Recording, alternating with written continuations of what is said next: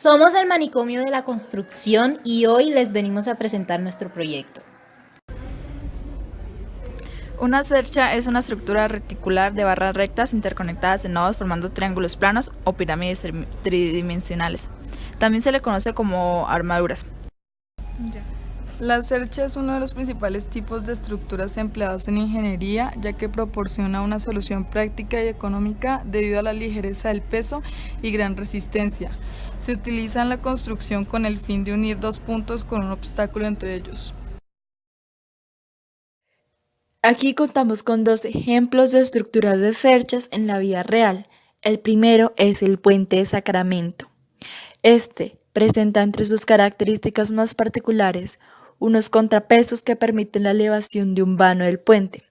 A lo largo de este presenta una truss warren, es decir, miembros longitudinales unidos únicamente por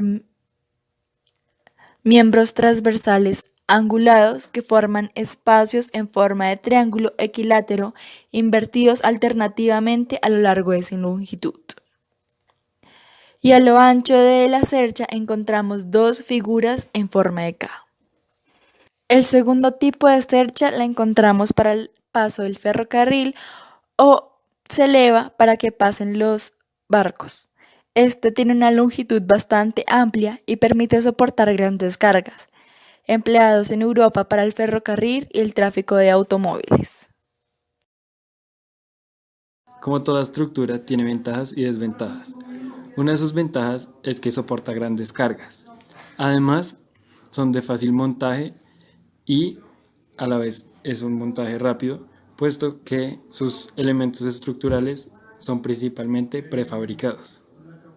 Estos proporcionan una solución práctica y a la vez económica debido a la ligereza del peso de la cercha.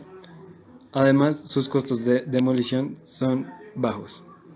Como desventajas, es que estas estructuras son susceptibles a cualquier vibración y tienen un costo de mantenimiento elevado. En el diseño de nuestra estructura utilizamos 3 polígonos, los cuales fueron el triángulo, pues esta figura es la más estable en la construcción. El triángulo que utilizamos es isósceles, pues tiene dos ángulos internos de la misma medida y uno de diferente medida, donde la suma de estos ángulos internos es de 180 grados. El otro polígono utilizado fue el cuadrado, el cual tiene la función de repartir las cargas a los pentágonos y triángulos de la estructura. Además, la suma de estos ángulos internos es de 360 grados. Otra figura utilizada fue el pentágono, la cual tiene una suma de ángulos internos de 540 grados. En el proceso de construcción, lo primero que realizamos fue el bosquejo para poder guiarnos a lo largo de la construcción. Lo segundo fue construir cada polígono con sus respectivos ángulos. Lo tercero fue unir los polígonos con silicona para así darle forma al puente. Y ya por último, lo pusimos a prueba para ver cuánta era su resistencia. Nuestra hipótesis en la resistencia de la cercha fue de 3 kilogramos y su deflexión de ángulo fue de 5,1 grados. Sin embargo, al hacer la prueba, dimos con la conclusión que su resistencia fue de 3,2 kilogramos y su deflexión fue de 12 grados. Nuestros 3 polígonos poseen una serie de ángulos particulares que tuvieron deflexiones al momento de suministrarle el peso. Nuestro triángulo isósceles contaba con 2 ángulos de 72 grados que tuvieron una deflexión de 8 grados, pasando así a los 80 grados. El ángulo que se encontraba en la parte superior del triángulo, que era de 36, pasó a 45 grados. De igual modo, el pentágono del puente contaba con 5 ángulos, cada uno de 108 grados, que presentaron deflexiones diferentes cuando les fue suministrado el peso.